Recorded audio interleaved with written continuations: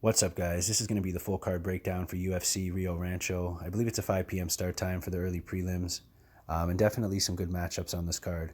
I think it's kind of falling under the radar because there's not a lot of star power, but I'm definitely looking forward to it, and there are some bets, so we'll talk about that.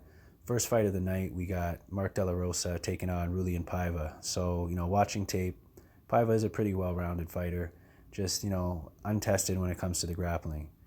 He was taken down, at least once by Kai France, and I think also Bontorin took him down. Now he won't, just accept position. He's going to look to spring back to his feet, but it's going to be a good test. Mark De La Rosa at 2.75 is kind of surprising. I'm actually going to go with him in this spot.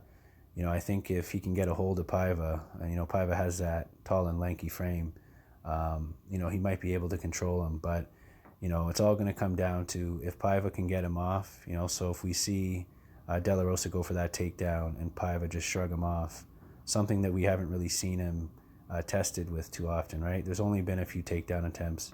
So, like I said, it's going to be interesting, but I'm going to go with Mark De La Rosa being the dog to, implement that grapple-heavy game plan and get a decision over Paiva, but it's not going to be easy. Then we got Macy Chiasson taking on Shayna Young. I think Macy's going to be really hungry here to come in and redeem that last performance where she looked really poor against a girl that everybody expected her to beat, me included. I thought she would beat Lena Landsberg. So I'm going to take Macy Chiasson here to get it done. She should be really hungry, and I expect her to get a TKO, first or second round. But we'll see how it goes. Casey Kenny and Merab, I'm not going to butcher his last name. This is an interesting fight. I think Merab is definitely going to have the grappling advantage. He's going to be stronger, but Casey Kenny's really good in the scramble. He's, one of those guys that's not going to stay on his back, and Merab's not really great at keeping guys down, so that's going to be interesting. I think the striking advantage is going to go to Casey, so overall I think he has more tools, and he's not going to make it easy for Merab to hold him down. And it could be an easy decision for Merab, just grinding it out, holding him against the fence, taking him down, getting it done that way, because he is also going to have a size advantage. I think Casey's better suited for 125. But on the other side of things, Casey has fought the big guys. I think Manny Bermudez was at least, 20 pounds bigger for that fight, and he was all for it, saying all it did was add to his purse. So I am a fan. But I do think it's going to be a tough fight for him. But my gut's telling me, he can catch him in one of the scrambles or maybe even a submission. And he was up at 2.75 earlier in the week. So, with him being that much of a dog, similar to Mark De La Rosa on the first pick, I'm going to go with Casey Kenny here, but just not overly confident that it's going to be, a decent bet at these odds. I think Merab's strong enough and got that wrestling that makes me unconfident with that. So I'm going to stay away, even though those two fighters are at decent odds and definitely value. I think I have enough respect for the opponents, I should say, not to pull the trigger. And then we got Devin Clark and Daquan Townsend. I mean, of course, I can't pick Daquan Townsend, based on anything we've seen in the UFC. So I won't be taking him here. I'm going to go with Devin Clark, but this has the potential to be the Morono fight of the week. So just be careful. I'm not putting him in any parlays. I don't recommend it. Just staying away from it altogether. And then Scott Holtzman and Jim Miller. This is a good fight. Watching tape, it was hard to pick. Miller, I'd say, is slightly all around a better fighter. But I think Holtzman, has a bit more power, and, he's willing to walk his opponents down, to get that W. And if it's close, he's going to go for the kill. So as much as I can see Jim Miller, rocking Holtzman or putting him away, even rocking him and putting him in a submission similar to what he did with Clay Guida, I think that I have to go with Holtzman here just because of the durability. He's been in, less wars, and I feel like he's more on his way up, where Jim is probably on the decline, but you wouldn't know it from his last performances, right? I shouldn't even say that because he's looked so impressive with those quick first round finishes. It's just lower level in comparison to Holtzman. So it's going to be interesting. I don't write Jim off at all. He could definitely pick it up, and 100% the value's on him at 2.20. But I just have to go with Holtzman. I think he might be able to get it done here. So I'm going to say Holtzman by TKO. Then we got Nathaniel Wood and John Dodson. So, the lines actually, I thought Dodson was up as high as 3-1 at one point. I could be wrong, but I do like Nathaniel Wood here. He's going to be the bigger guy. I think that Dodson might have a slight advantage when it comes to speed, and he does have, sneaky power. So it's going to be a step up for Nathaniel Wood, no doubt. I think the UFC, is putting Dodson here as a test to see if, Wood's ready to be a contender or to move up to that next level. And it is a tough test, but I think he can get it done here. I'm going to go with Nathaniel Wood by decision. I don't think Dodson's ever been finished, and I don't think Wood's going to be the guy, but, I could be wrong. Then we got the first part of a parlay, so we'll get the bets out of the way. I have Tim Means paired up with Brock Weaver for 1.86. I mean, getting it close to plus money, I was confident in both of them after watching tape. There is decent advantages for both of them. And compared to, a couple of the other options for parlays, I wasn't really confident with, whereas these two, I can see those clear paths to victory and clear advantages. So that's the first play.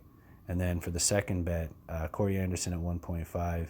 It's hard to go against Jan. I do have that respect, but in this spot, I just feel like, compared to that first fight, if you watch it, I don't think that there's going to be enough improvement. It has to be pretty drastic. And as much as there will be, I do think Jan's looked a lot better as of late. Is he going to be that much? Because it was a dominant victory in that first fight. And he's going to be really hungry here, Corey Anderson, to get it done. But I don't write off by any means Blazkowicz, right? He has some power. If he catches him, he definitely has that potential to get it done. So 2.75 is way off. If you did take a shot, I'm not mad at that. There's a couple rare spots on this card where either way, it's a decent bet. So, again, Corey at 1.5, and then Means and Weaver paired up, and then also Pereira. Now, the thing with Pereira is watching tape, he's got some lightning fast punches. And even though he overdoes it with the over-the-top shit, if he were to take it really serious, he has the technique. So I'm hoping, that he takes it serious here and comes in and fights a normal fight. Doesn't look to showboat with Diego, because that would not be a smart move. Hopefully he plays it smart here, because he can definitely pick up a W. Tons of power in that punch that he put away Danny Roberts with. I mean, the flying knee was nice, but the punch that followed it, I mean, he put him into orbit. If he hits Diego with that, it's going to be a quick night, and he has a clear size advantage. I did want to be on Diego, but, I just couldn't justify it, so I had to go with Pereira, and I did think it was worth a bet. So those are it's only 3 plays, so, I was even tempted at one point to go with Wood, but it's not worth it. I don't think that Dodson is somebody that you should write off or that I can be confident with. And, even Bontorin. There was a couple other spots that I considered, but I was happy with the parlay and the 2 straights. So I'm going to ride with that.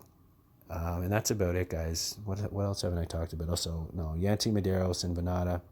I think, Lando with his back to the wall here. It's hard for me to pick him because of the cardio issues, but if, he's got that in check and hopefully he's at least improved on it a little bit, and he's willing to go for the kill, I think he could finish Yancy. But if it gets into, middle of the second round and he's starting to look tired, you have to go with Yancy there. So no bet, but definitely a potential live bet.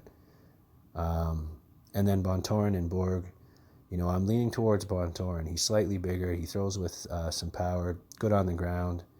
But Borg's got that dominant wrestling. When when Borg's on, he's dangerous. But I really have to go with Bontorin after watching the tape. I'd even say that Borg is slightly more technical, but